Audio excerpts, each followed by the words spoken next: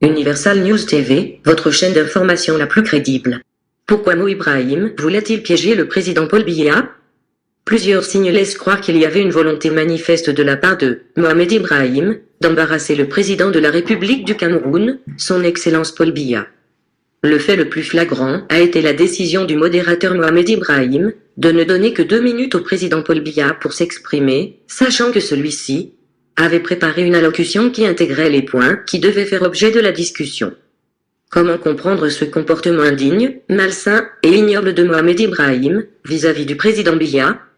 Écoutons maintenant le décryptage du professeur Mathias Ouonangini. Écoutons. On parle du sommet de Paris sur la paix qui s'est achevé jeudi dernier. C'était le deuxième du genre organisé en France par Emmanuel Macron. Vous l'avez suivi dans le reportage qui est passé tout à l'heure. On note l'absence des grandes puissances. Aucun pays du G7 n'a pris part à cette rencontre, mais le continent africain était bien représenté. Le président Biya a pris part à ce sommet. Il a pris la parole au cours d'un débat animé par Mo Ibrahim qui portait sur l'avenir du Sud, comprendre le Sud. La participation du Cameroun a été émaillée par des interprétations diverses, notamment en ce qui concerne le débat, mais également le comportement de certains Camerounais, entre parenthèses, devant lequel le mérite en France. Qu'est-ce qu'on peut retenir de la participation du Cameroun, professeur Mathias Ouonangini?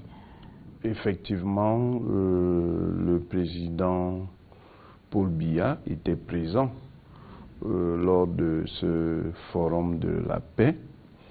Il y a représenté notre pays, la République du Cameroun. Comme on l'avait déjà vu lors d'un séjour à Genève, des activistes essentiellement liés au groupe phalangiste et fasciste qu'on appelle la brigade anti-Sardina ont essayé de perturber sa visite. Bon, cela a relevé essentiellement de la gesticulation parce que dans les faits, ils étaient très éloignés de l'endroit où le président était, ne pouvait manifestement pas mettre en question sa sécurité, mais il fallait donner de la voix pour faire comme si. Bon, on est déjà habitué à cela, même si cela comporte évidemment des aspects qui sont négatifs. Une chose est de manifester sa divergence politique vis-à-vis d'une autorité, mais la manière est également un élément important quand on veut s'inscrire dans une culture républicaine et démocratique. Il faut le faire en veillant à préserver l'image de son pays. La répétition de ce genre d'activisme est un élément négatif pour notre pays et elle traduit le manque de maturité de ces activistes. Maintenant, ça ce n'était que l'écume.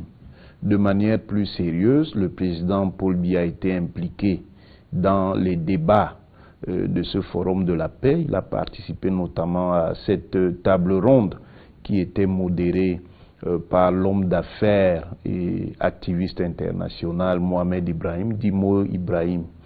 Et là, on a vu des choses qui, sur le plan diplomatique, ne sont pas acceptables. Quel que soit le format de cette table ronde, les rangs sont importants. Un chef d'État est un chef d'État. Il peut discuter avec d'autres personnalités de manière contradictoire, il n'y a pas de problème, mais on doit lui accorder des égards. Et là, Mo Ibrahim s'est comporté de manière incorrecte par les remarques qu'il faisait à l'encontre du président Biya qui a conservé son calme. Ce qui signifie, contrairement à ce que les Camerounais ont pu dire, qu'il avait été briefé sur ce qui risquait d'arriver, parce qu'il aurait pu parfaitement s'énerver en raison de son âge, en raison de son statut, du traitement qu'on lui faisait. Dire à un chef d'État, ici c'est moi le président, ce n'est pas correct. Il peut faire son travail de modération sans avoir à agresser les gens pour lesquels il fait la modération. Deuxième chose, le fait qu'il y ait dans un sommet de cette importance, et quand on connaît la qualité de l'organisation des événements en France, que des écouteurs ne marchent pas, c'est tout à fait surprenant. Est-ce que cela relève du hasard? Je n'en suis pas nécessairement sûr. C'est comme si certaines forces voulaient démontrer que Paul Biya n'a plus les capacités mentales et intellectuelles pour pouvoir conduire la collectivité qu'est le Cameroun. Et sur ce point, j'ai entendu des Camerounais, comme nous aimons beaucoup l'art de la polémique dans tous les sens, dire « Oh, vraiment, le président ne parle pas l'anglais et tout ». Pensez-vous que quelqu'un qui ne parle pas du tout l'anglais puisse lire un discours en anglais? Sauf à être un linguiste qui maîtrise l'écriture phonétique pour pouvoir lire une langue qu'il ne parle pas. Ça veut dire qu'il parle l'anglais, mais qu'il ne parle pas l'anglais de manière quotidienne. Ensuite, moi-même j'ai eu des difficultés à écouter ce que Mo Ibrahim disait, parce que son anglais est très très colonisé par une pratique linguistique qui est d'abord arabe et béja.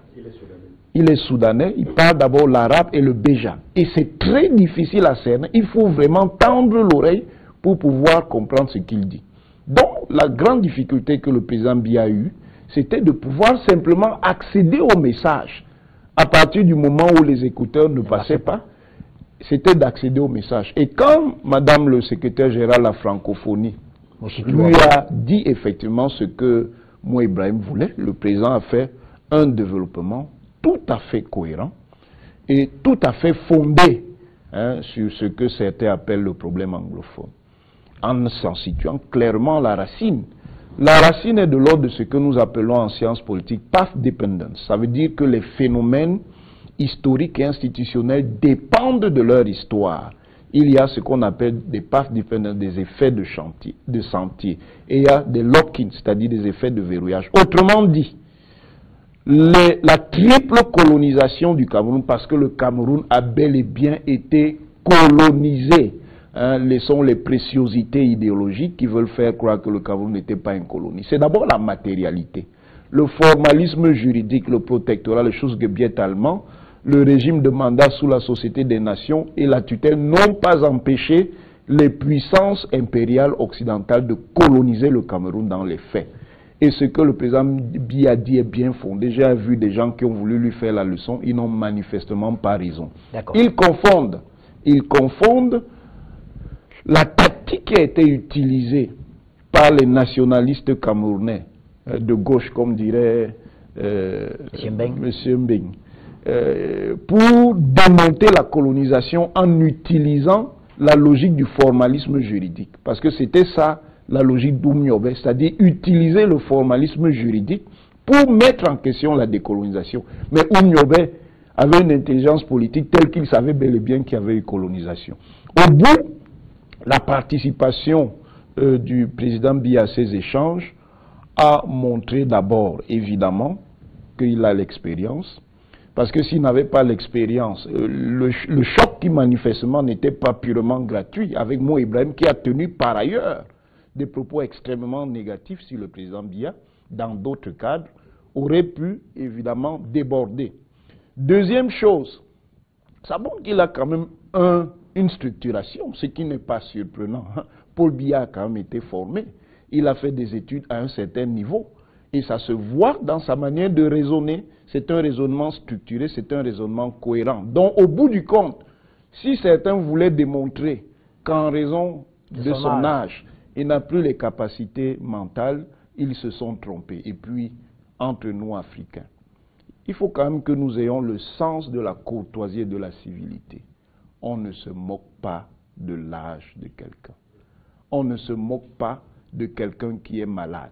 On ne se moque pas de quelqu'un qui a un handicap. Parce que ceux qui se trouvent dans cet état ne l'ont pas fait de manière volontaire. C'est un état qui est lié à leur évolution naturelle. Donc, le Cameroun a plutôt une participation honorable. Our nation is bilingual, English and French, and is therefore fertile ground for American investors. Our two governments have signed an agreement on the reciprocal protection of investments which will certainly encourage them.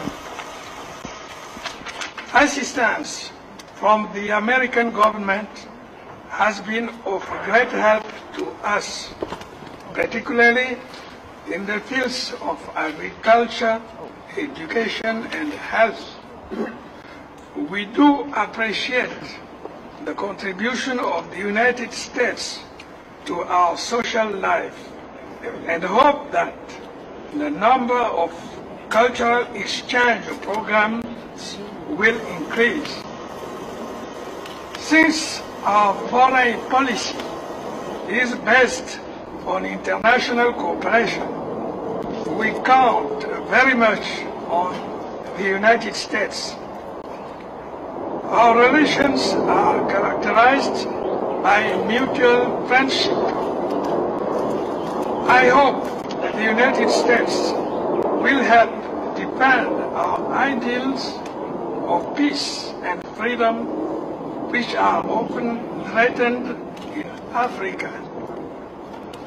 Your nation and President have our total confidence.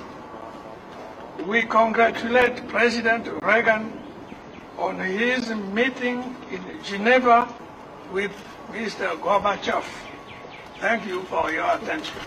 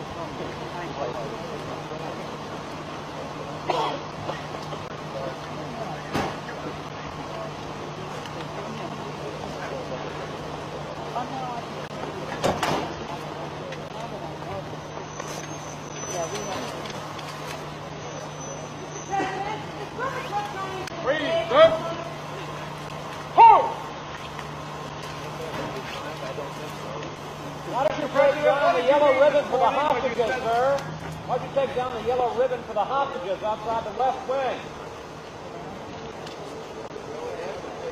Want to go back up? You going to put it back up, sir?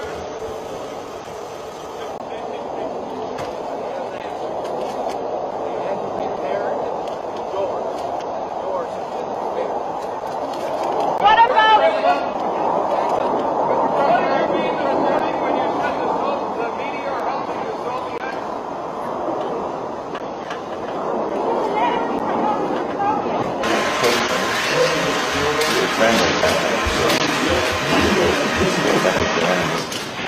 Lights, please. Now,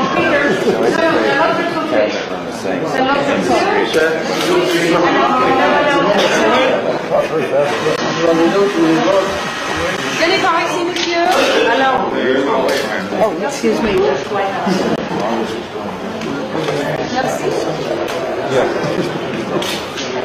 There we go.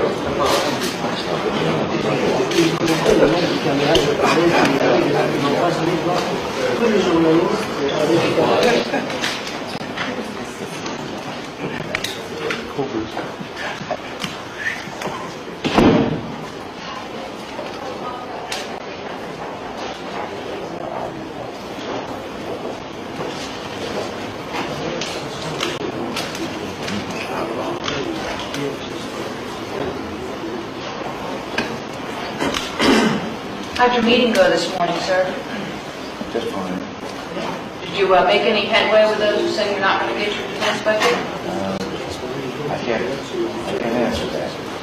Everybody's with you until the vote. Thank you very much. This way, please. Okay, let's go. This way, please. Thank you. The lights are on the photo op in, so. This way, please. Thank you. there going to be a new NASA chief this week, Mr. President? New NASA chief this week? I don't know. Riders follow.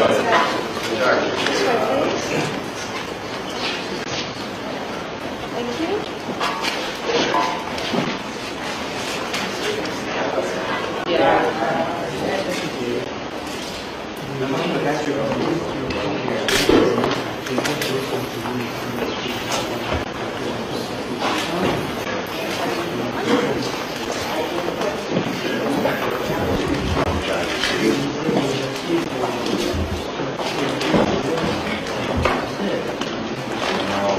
I can say that they want to get to you, I can do it a couple of weeks ago.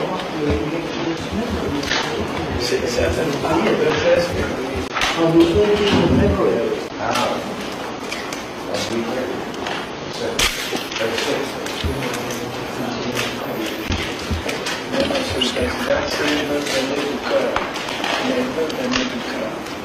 My wishes came straight from the heart. Thank you very much. I think if we would like to put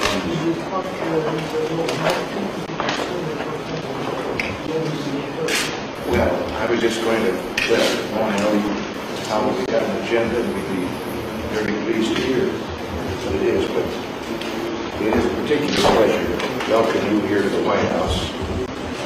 I commend you for what you have done and the progress that you've made in bringing democracy to your country, free enterprise to your economy.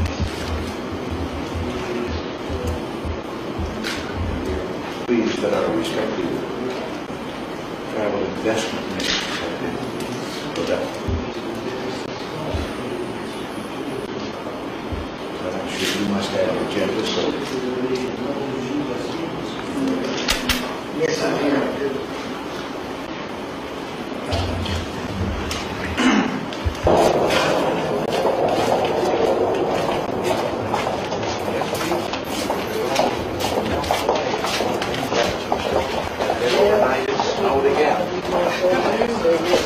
Le jeu de niveau.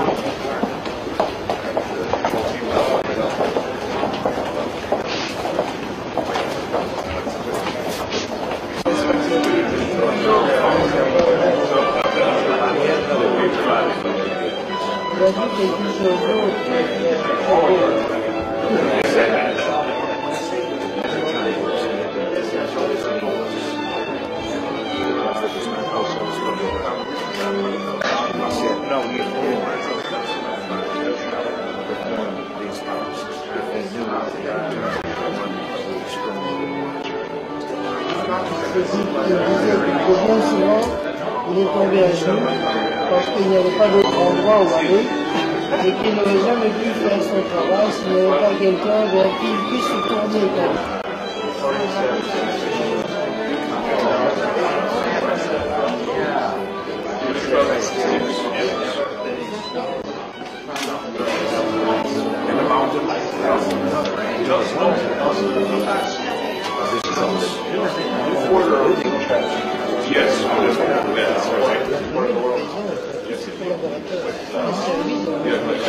but as the government began to grow and his staff began to grow, it was in the time of Theodore Roosevelt. He had 6 children.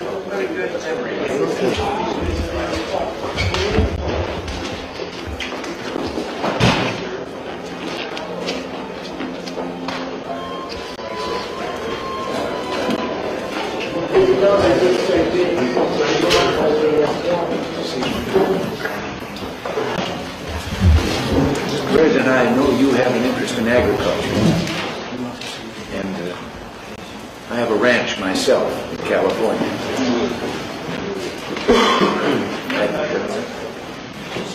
I just thought I'd tell you a little incident. One of our secretaries of agriculture,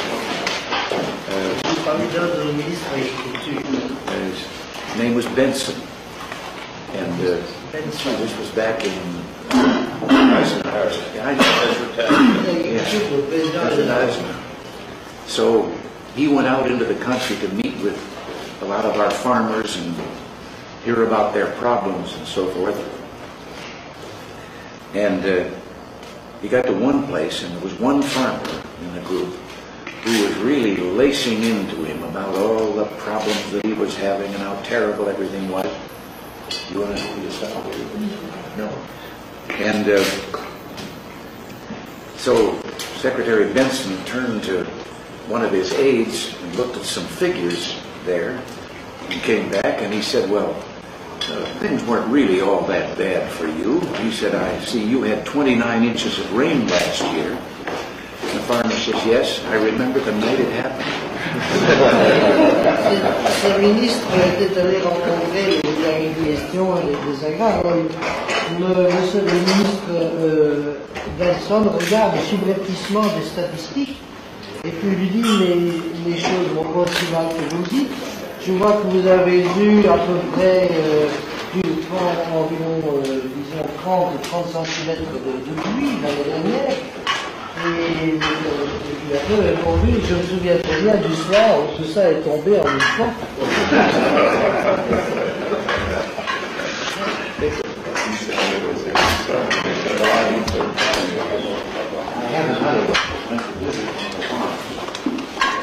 Pour finir sur le sommet, c'est un sommet qui en fait relève de la volonté du président Emmanuel Macron d'affirmer son empreinte en tant que leader dans le monde, et évidemment sur des thèmes qui n'arrangent pas nécessairement les autres grandes puissances occidentales. Voilà pourquoi le président américain, qui est très réactionnaire, ne pouvait pas être là. Un sommet où on veut rééquilibrer officiellement la gouvernance mondiale pour y inclure le Sud, un dirigeant américain de droite et d'une droite très conservatrice ne peut pas venir à un tel sommet.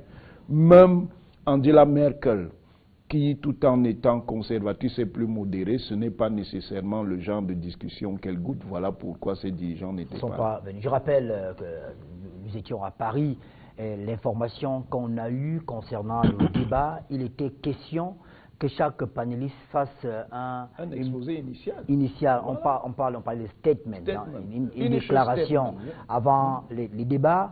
Monsieur Mo Ibrahim, pour des raisons que lui seul connaît, a décidé de changer le mode d'organisation de cette... en pleine session, le mode d'organisation, parce que le chef de l'État avait prévu justement une déclaration, comme le prévoyait le programme de cette table ronde. C'était précisément pour démontrer que le président Biya n'était rien sans son bord. C'était ça. Or, ils ont été... vous avez bien vu que quand le président Biya fait son développement, par exemple, sur la réforme des Nations Unies, M. Mo Ibrahim était gêné. Parce que c'est ça le problème que moi j'ai avec certains Africains. Autant ils peuvent se montrer insolents vis-à-vis des chefs d'État africains, autant devant les chefs d'État occidentaux, ils sont complètement obséquieux. Je me rends compte que le sujet intéresse tout le monde. Je peux permettre à chacun de dire un mot là-dessus, justement sur la cohérence et la maîtrise des sujets du chef de l'État. Et on a également appris que la question sur la crise dite anglophone n'était pas prévue. Mais Mo Ibrahim peut penser peut-être que le chef de l'État n'aura pas des armes pour répondre à cette question. Écoutons le président Biya. Nous avons été d'abord colonie allemande, ensuite, après la Première Guerre mondiale, l'Allemagne a perdu ses colonies et celles-ci ont été partagées entre la Grande-Bretagne et la France. Et mon pays a été divisé. Une partie était sous colonisation britannique, l'autre sous colonisation française.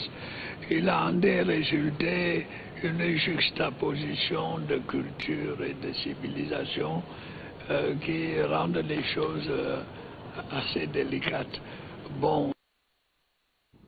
C'était le président Biya qui parle avec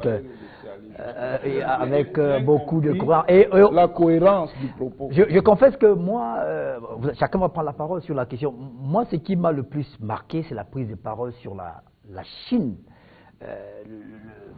Sur la Chine est-elle un pays du Sud ou du Nord?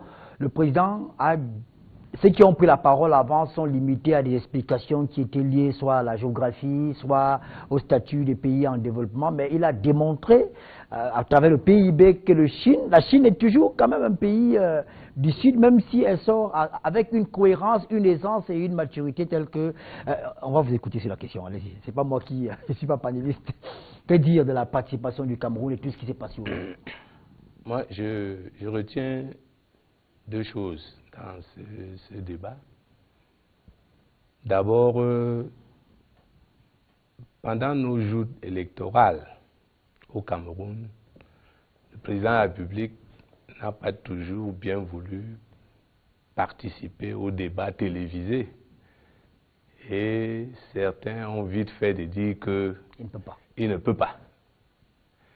Bon, entre les plateaux camerounais et les plateaux internationaux comme celui-là, et la cohérence de ses propos montre que tous ceux qui sont passés vite en conjecture pour dire que le président de la République ne peut pas mener un débat.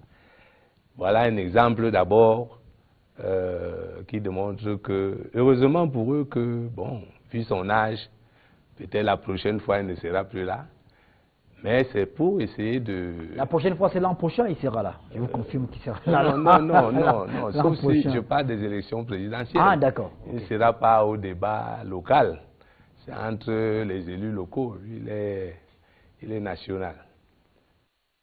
Et puis, l'autre aspect, c'est l'importance de la paix dans notre vision.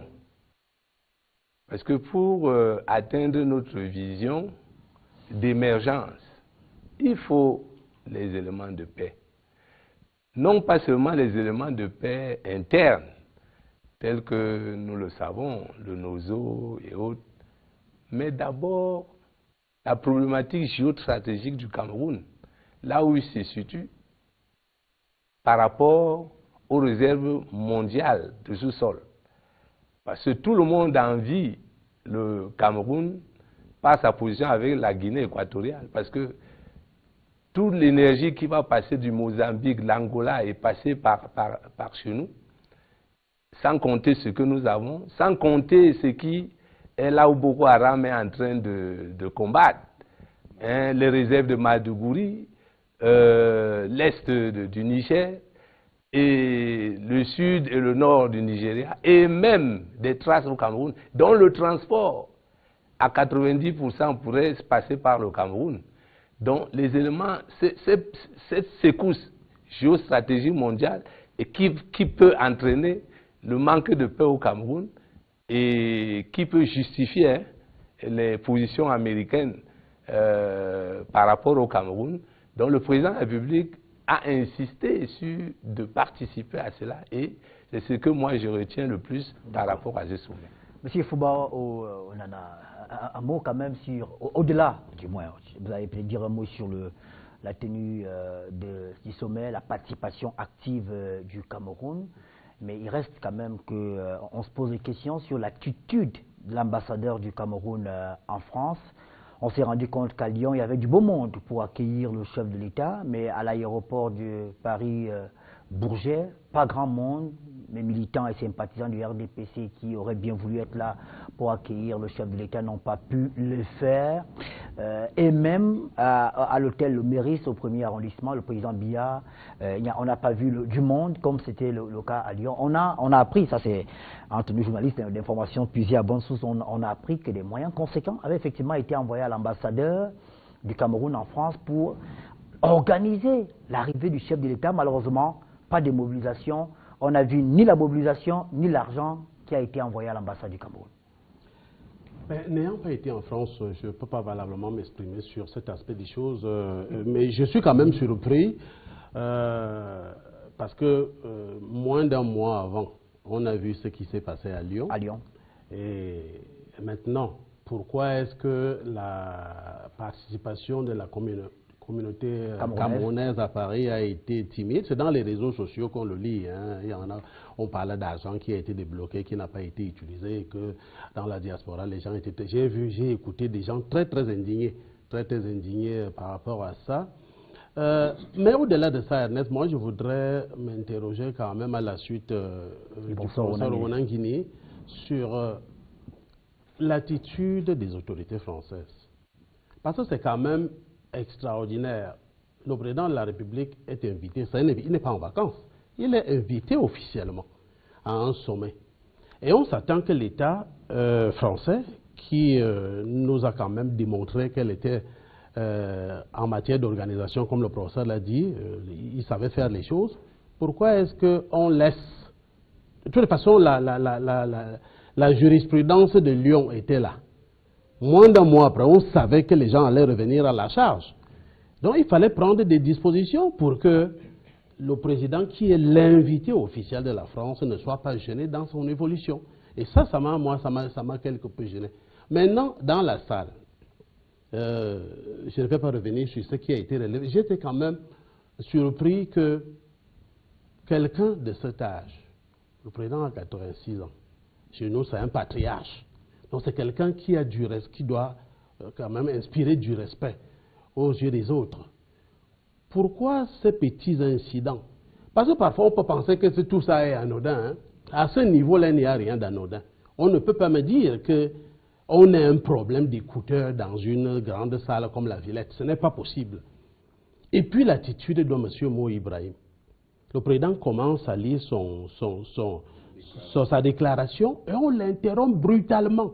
D'ailleurs, le sourire du président m'a rassuré. C'est quelqu'un qui en a vu d'autres. Donc, je crois qu'à l'intérieur de lui, il se disait que bon, vous pouvez toujours vous amuser, vous ne mourrez pas. Et puis, quand on l'a donc amené sur un terrain où on croyait l'avoir, vous avez vu avec quelle aisance il a développé l'histoire de son pays, même quand on le prend de court sur la question chinoise. Premièrement, le président ne cache pas que le Cameroun est un grand pays, un grand ami de la Chine, que la Chine fait beaucoup de choses ici. Et dans nos entretiens avec les autorités chinoises, il se proclame toujours un pays pauvre. Mais je crois que c'est parce que, compte tenu de la taille de la population, le produit intérieur brut de la Chine ne permet pas que le revenu par habitant, par tête d'habitant, comme ils sont plus d'1 milliard, puisse permettre qu'on compare la Chine à l'un des membres du G7, par exemple. Vous voyez, pour quelqu'un qui n'était pas préparé, parce que les questions ont été posées à brûle pour point par Mo Ibrahim, qui tenait absolument à montrer à la face du monde que le président ne maîtrise plus rien, et compte tenu de ce que le professeur évoquait tout à l'heure, Mo Ibrahim a eu des propos. D'ailleurs, le fameux prix Mo Ibrahim, c'est quoi? C'est pour les gens qui ne durent pas au pouvoir. Hein, c'est pour des gens qui ont amené la démocratie dans leur pays. Ah, ça signifie quoi? Ça signifie que quand vous n'êtes pas éligible à ce prix-là, ça veut dire que vous n'avez pas accompli ces choses-là. Donc, quand il est assis là, on savait, les observateurs pouvaient même imaginer, pouvaient subodorer que ça allait se passer comme ça s'est passé là. Mais j'ai été rassuré de voir comment le président a géré ça avec beaucoup de tact et beaucoup de calme. Monsieur Somba, le président Biya a, pour parler comme le professeur Onanguini, a un peu inquiété les Occidentaux en insistant sur les réformes des institutions de Bretton Woods, le FMI, la Banque mondiale. Le président Biya estime que ces structures-là ont été créées à une époque qui semble dépassée aujourd'hui, qui ne prend pas en compte les aspirations des pays du Sud et le développement aujourd'hui de certains pays africains. En ce qui concerne le Conseil de sécurité des Nations Unies, il propose qu'il y ait 2 membres permanents qui viennent du Sud de l'Afrique à ce Conseil de sécurité-là. Vous êtes d'accord avec lui? D'abord, c'est un vieux débat. Ce n'est pas un débat neuf. Hein. Le débat sur le rééquilibrage des forces au sein des institutions internationales qui régissent le monde est assez ancien. Parce que juste après la Deuxième Guerre mondiale, ces institutions ont été mises sur pied pour empêcher de nouvelles guerres. Et elles ont reflété le rapport de force du moment. Mais de l'eau a coulé sous le pont, des choses ont considérablement changé, les rapports de force ont changé. La France, par exemple, qui était une énorme puissance il y a longtemps, a déjà été débordée par de nouvelles puissances qui, elles, ne font pas partie du Conseil de sécurité. Donc ce qu'on demande, c'est une sorte de mise à niveau. À côté de ça, il y a des problématiques qui ont considérablement évolué. Et le concept de sous-développement a été introduit par Truman en 1945. C'est un concept qui n'existait pas auparavant. Il a été introduit, c'est-à-dire sous-développement en tant que situation en opposition avec le développement.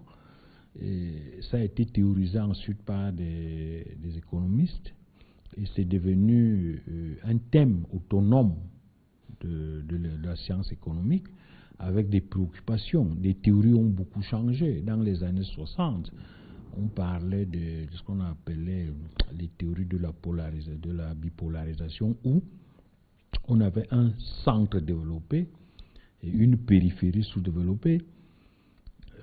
Et donc c'est ça qui fondait notamment le concept de tiers-monde en opposition avec les pays développés. Mais après 90, l'écroulement du mur de Berlin, les paradigmes ont changé. Et le paradigme de la gouvernance a apparu, et c'est pour ça que des individus comme Mo Ibrahim ont apparu comme de grandes références. Alors que du point de vue de la théorie, on ne voit pas très bien le rapport.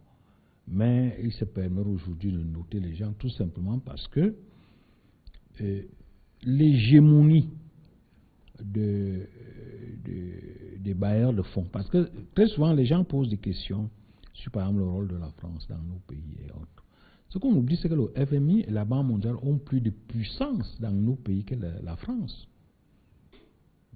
Autrement dit, c'est des institutions qui ont beaucoup plus d'empreintes. Et à côté de ces institutions, ils ont développé une forme d'ONG et d'autres acteurs, n'est-ce pas, qui jouent un rôle que vous ne voyez pas nécessairement, mais qui est très souvent plus important que les grands rôles traditionnels joués par les anciennes puissances. Par exemple, un homme comme... Vous ne pouvez pas oser quand même, de la part du chef de l'État camerounais, Paul Biya, d'en parler comme ça, publiquement? Parce que c'est vrai que c'est une problématique qui est ancienne. C'est-à-dire, le chef de l'État vient après beaucoup d'autres chefs de l'État qui contestent ce qu'on appelle l'ordre mondial. Quand on dit des gens contestent l'ordre mondial, les gens contestent l'ordre mondial en quoi faisant? C'est en remettant en cause les institutions telles qu'elles fonctionnent. Et ça, le chef de l'État vient après. Il vous souvient qu'il n'y a pas 2-3 ans, les pays dits émergents ont même engagé un projet de création d'un substitut à la Banque mondiale. Donc, c'est-à-dire, il y a ce désir... Parce que la Chine également est en train de... Voilà. Donc c'est une manière... En fait, aujourd'hui, les hiérarchies sont contestées. Pourquoi? Parce qu'il y a de nouveaux acteurs et autres. Mais c'est un bras de fer. C'est un bras de fer parce que les anciennes puissances tentaient de maintenir leur place, mais cette place est contestée par de nouveaux acteurs et de nouveaux pays, de nouvelles puissances. D'accord, c'est comme ça. Vous chutez rapidement parce qu'on n'a pas... Allez-y. Non, je voulais dire que, bon, pour ce qui concerne le séjour du chef de l'État à Paris, parce que je dois quand même dire un mot. Oui, allez-y. Je crois qu'il faut toujours se sentir l'essentiel. L'essentiel de ce que moi j'ai retenu de ce séjour du chef de l'État pour la conférence sur la paix, c'est le fait qu'il a réaffirmé son engagement à appliquer les résolutions du grand dialogue, notamment le statut spécial. Parce que c'est ça qui va nous amener la paix. C'est-à-dire le fait d'avancer. C'est ça qui va nous amener la paix. Bon, pour le reste, il y a des gens, et tout le monde le sait, qui en ont marre que Biya ait fait 37 ans. Ils ne dorment pas avec ça. Ils ont des cauchemars. N'attendez donc pas un jour qu'il lâche. N'attendez pas. La seule chose qui leur manque, c'est la capacité de venir à Yaoundé, l'eau chassée. C'est parce qu'ils n'ont pas ces moyens, ils savent qu'ils se feront charcuter et réduits à néant. C'est tout. D'accord. Mais c'est parce que, donc, le reste de la, c'est-à-dire ces agressions permanentes contre le chef de l'État vont se multiplier. Parce que plus il ne veut pas leur laisser la place, plus ils en ressentiront de l'aigreur et de la colère, et plus ils agresseront encore dans la mesure où ils peuvent. Parce qu'ils savent très bien qu'il y a un niveau qui peut... Il y avait une point de Paul Barthélemy à étudier ici. C'est là-bas qu'il faut aller l'attaquer.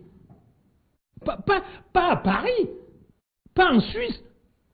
Quand on chasse les présidents en Afrique, on ne va pas les chasser aux États-Unis ou au Vanuatu. On les chasse dans la capitale. Mais si vous n'êtes pas capable de poser le moindre acte dans la capitale, parce que vous créez la douleur d'un bras cassé, d'une confusion profonde ou d'un traumatisme crânien. Laissez les gens tranquilles, c'est tout. D'accord, c'est compris. On va sortir de là avec peut-être un mot du professeur Molondiana. Normalement, en politique, il y a un peu d'éthique. Oui. Vous qui êtes philosophe politique et moral. La question qu'on vient d'évoquer est une question très importante au niveau de la géopolitique mondiale. Il faut savoir recomposer les pions posés par le président Biya comme dans un puzzle, le recomposer. Il dit à Hollande, ne dis pas au pouvoir qui veut. Voilà un pion.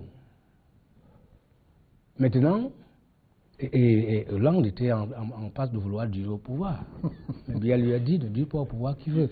Et ça, c'était dit avec peut-être une certaine effronterie intelligente. Mais ça a été dit quand même. Et maintenant, on s'attend à ce qu'il débarque. Voilà pourquoi j'ai mis dans mon dernier chapitre là qu'il y a une manière dont l'Africain gère son pouvoir.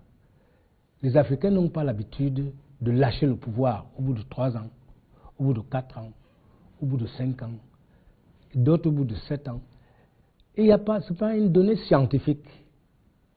Le pouvoir, c'est une science humaine qui n'est donc pas de preuve expérimentale. La preuve, c'est que les gens mettent une durée de 3 ans, d'autres de 4 ans. Il n'y a pas une durée idéale. Donc, que la communauté internationale cesse de nous donner des leçons. L'Africain, s'ils acceptent le multiculturalisme, qu'ils acceptent aussi le mode africain de gérer son pouvoir. Ils ne vont pas nous embrigader obligatoirement dans la gestion occidentale avec des alternances désordonnées. Et là, ils ont donc tendu un traquenard à Paris. On pensait qu'il y avait c'était un piège. C'est un piège. C'est un piège. Et Biya, il a fini son oral, n'est-ce pas? Il a fini son oral de la plus belle des manières, en répondant à toutes les questions avec brio, avec intelligence. Il maîtrise notre histoire à la perfection, il l'a démontré. Il maîtrise le jeu de l'hégémonie internationale. Il résiste. C'est lui l'un des premiers à refuser la reconduite des accords de coopération. Il aurait pu reproduire aussi pour avoir la paix. Dès qu'il a manifesté un peu de résistance, ils ont trouvé d'autres pions au Cameroun. Surtout des étudiants qui ont étudié là-bas, à Paris. On leur a fait miroiter le pouvoir. On leur a donné des moyens. On les a poussés de venir prendre ce pouvoir. Et ils sont venus, ils ont vu que c'était un roc. Ils ont néanmoins appliqué la leçon parce qu'il fallait justifier les dépenses. Ils se sont proclamés rapidement. Et quand le jugement a été donné par le Conseil constitutionnel, ils ont commencé à marcher dans les rues pour dire à l'autre, je ne sais pas, il y a un arbitre qui avait pris l'argent là pour faire battre une équipe. Il a donné le penalty à l'équipe d'en face. L'équipe a raté une fois. L'équipe a raté une deuxième fois. Il s'est retourné vers ce qu'il avait financé. Il a dit, j'ai fait ce que j'ai pu. C'est ça que Kamto veut faire, n'est-ce pas? Bon, j'ai pris. Je vous ai promis tout. Vous viendrez vous servir. Bon, j'ai même marché. Je dois faire comment maintenant? Voilà le problème. Et Biya s'en va donc en France en triomphateur. Il a vaincu. Il est sorti de l'oral. Il a passé son casting. Je crois qu'il est rentré là comme un général de guerre qui rentre avec la victoire. Donc pour moi, il fallait qu'il soit à Paris, qu'il fasse cette démonstration de l'intelligence, aussi une démonstration aussi de l'efficacité. Il est vieux, mais attention, ne faisons pas de l'âge un critère de la gouvernance. Il y a des gérontocrates en URSS qui ont fait la puissance de ce pays face à l'Occident. Ils envoyaient des Spoutnik vers la Lune. C'était des vieux, ce n'étaient pas des jeunes gens. Aux États-Unis, c'est des vieux, ce n'est pas des jeunes gens. Attention, ne faisons pas de l'âge un critère de gouvernance. De gouvernance. C'est compris. Le président tunisien qui vient de décéder, Il a été élu, je crois, 82 ou 83 ans. Non, 88 ans. Et pourtant, il a battu des jeunes. D'accord, c'est compris. Voilà ce qu'on pouvait dire sur le sujet. Bien évidemment, je rappelle que plusieurs membres de la fameuse BAS ont été interpellés. Il y a également eu un regroupement des patriotes qui sont venus à l'hôtel Le Méris pour encadrer l'hôtel et accompagner la police française pour la sécurité du chef de l'État camerounais à Paris.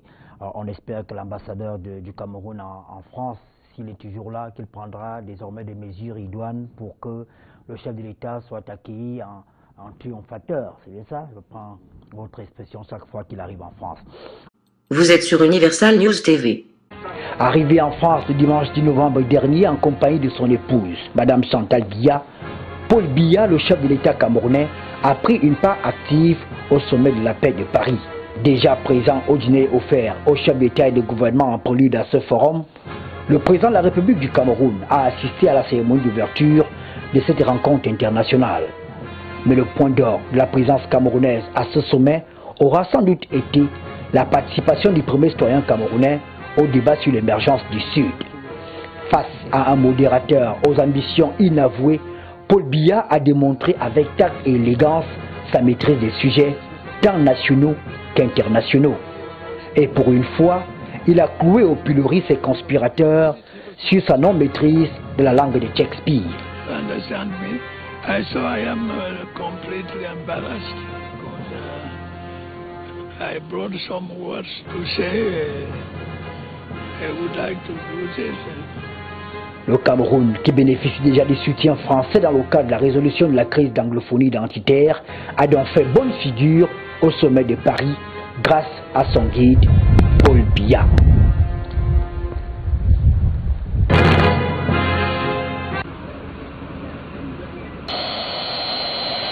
Aéroport international de Yaoundé-Simalène, ce vendredi 15 novembre, il est 18h51 lorsque l'avion ayant à son bord Paul et Chantal Biya frôle le tarmac de l'aéroport, au bas de la passerelle pour accueillir le chef de l'État qui vient encore de porter avec maestria la voix du Cameroun au forum sur la paix de Paris, rendu à sa deuxième édition cette année à l'invitation de son homologue français, le président Emmanuel Macron, le président de l'Assemblée nationale, le premier vice-président du Sénat, le premier ministre et chef du gouvernement, le ministre d'État, secrétaire général de la présidence de la République et l'ambassadeur de France au Cameroun, son Excellence Christophe Guilou, des personnalités à qui le chef de l'État va par la suite accorder des audiences.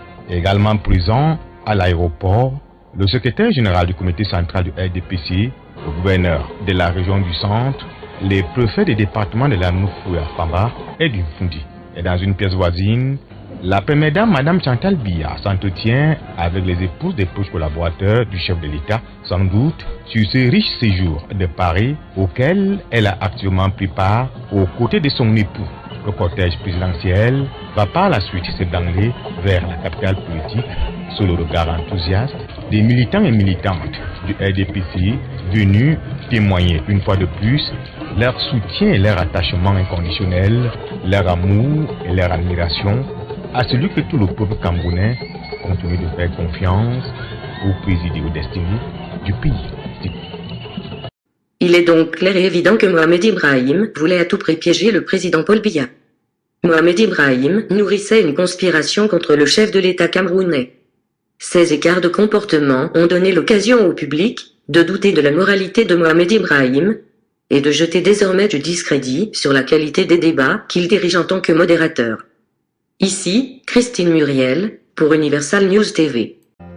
Merci de suivre Universal News TV sur YouTube, nous vous rassurons que les informations que nous diffusons au quotidien sont suffisamment crédibles. Alors, n'hésitez pas à liker la vidéo si elle vous plaît, et si vous êtes nouveau sur la chaîne. N'oubliez pas de vous abonner et d'activer la cloche de notification pour ne pas rater nos prochaines vidéos.